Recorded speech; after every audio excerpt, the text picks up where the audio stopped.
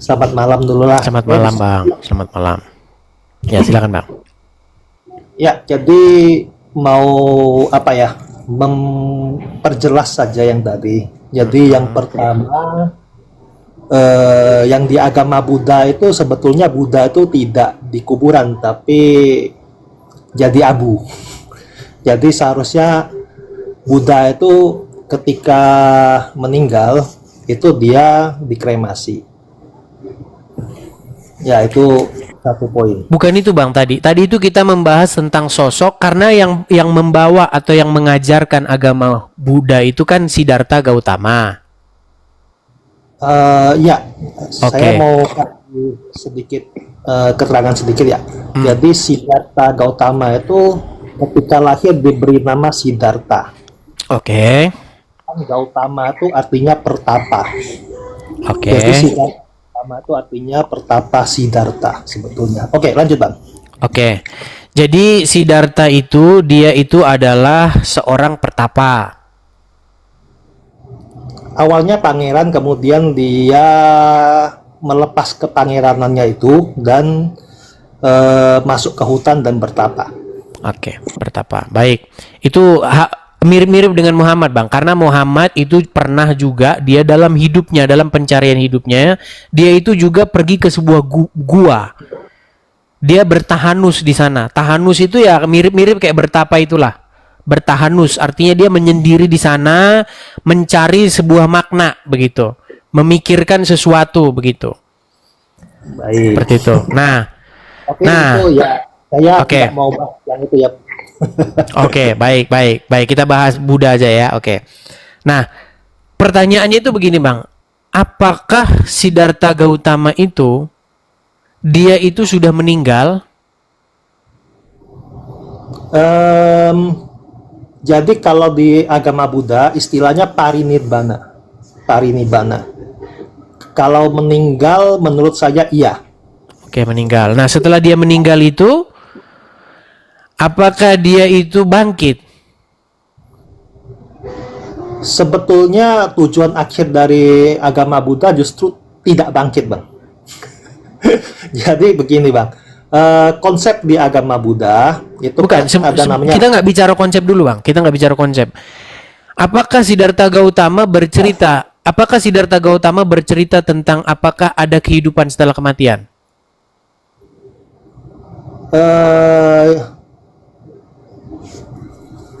Boleh saya cerita agak panjang sedikit nggak, Mbak? Kira-kira 1 menit dah.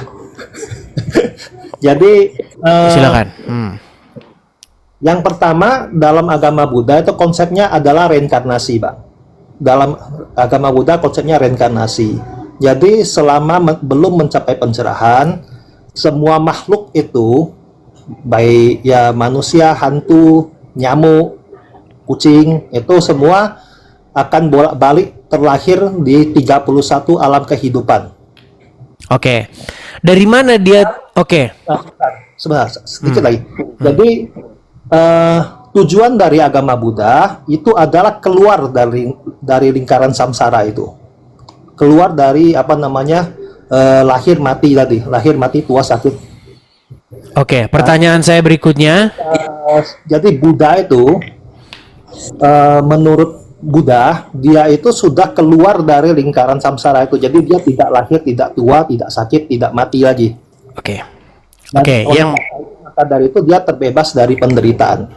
Oke, baik. Berarti apakah Siddhartha Gautama menjelaskan bahwa ada kehidupan setelah kematian? Jadi kalau belum mencapai pencerahan akan terus lahir terus di 31 alam.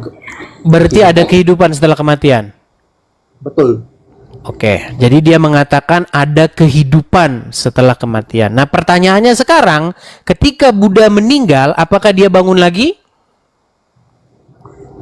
Justru dia tidak lahir kembali kalau sesudah itu. Karena justru kalau agama Buddha itu justru ingin tidak lahir kembali, Bang. Kalau yang sebetulnya, Bang. Berarti ketika tidak lahir kembali berarti tidak jadi apa-apa. Kembali kepada ketiadaan. Nah, itu menurut saya, Bang, kalau bahas seperti itu dengan agama Buddha ada 3 aliran, Theravada, ada Mahayana, ada Tantrayana. Nah, itu kalau ditanya Buddha itu yang jelas sudah parinibbana. Apakah Buddha itu masih eksis atau tidak? Apakah dia berada di mana? Itu perdebatannya nggak akan selesai bahkan di dalam agama Buddha sendiri. Oke, berarti memang artinya tidak ada jawaban tentang itu, betul?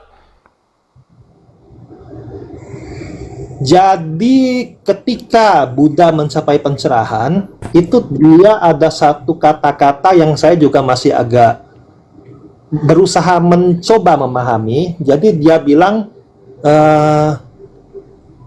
oh pembuat rumah,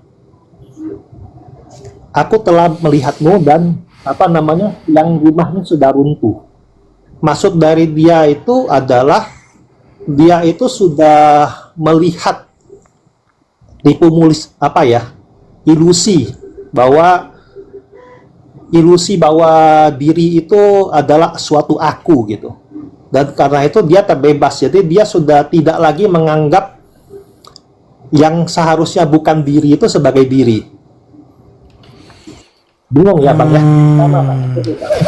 Bingung ya juga. Bingung saya juga. Aduh, yang YouTube mati saya lupa ngecas. Jadi di agama Buddha tuh ada istilah namanya Pancaskanda, Bang. Pancaskanda tuh jadi ada Bukan, 5 sebelum kita ke sana, Bang. Jadi sebelum kita jauh pembahasan kita, saya itu cuman pengen begini. Apakah Siddhartha Gautama itu mengajarkan tentang kehidupan yang akan datang? Ada kehidupan setelah kematian. Tadi Anda menjawab ada. Bahwa orang tersebut akan dilahirkan kembali. Betul. Oke, ada yang jadi tikus, akan lahir di neraka. Kalau banyak serakah bisa jadi lahir di alam setan kelaparan. Oke. Nah, pertanyaannya begini. Dari mana Siddhartha Gautama tahu itu sedangkan dia setelah dia mati, dia nggak ngomong lagi? Setelah dia mati, oke. Ya sebelumnya aku mohon maaf kalau ada di sini ada yang agama Buddha ya. Jadi itu istilahnya sebenarnya parinibbana. Jadi tapi ya saya bahas dengan Bang Edis istilahnya mati aja lah. Saya bisa. Jadi dari mana dia tahu? Jadi ya dia apakah hasil pikiran atau perenungannya sendiri, hasil daripada imajinasinya dia sendiri, renungannya dia sendiri, atau bagaimana? jadi, Nah, gitu Bang. Makanya begini Bang. Makanya dalam kekristenan, dalam agama Buddha ada satu konsep yang mungkin agak jarang di agama lain, yaitu ada namanya meditasi, Bang. Nah, dari meditasi itu mengamati batin dan macam-macam itu bisa mencapai suatu kesaktian katanya. Baik. Jadi, Bang, kalau ada 5 orang yang meditasi, ada 5 orang sama-sama bertapa, 5-limanya pasti punya pikiran masing-masing kan? 5-limanya kemungkinan besar nggak mencapai apa-apa, Bang. Ya iya, makanya saya bilang.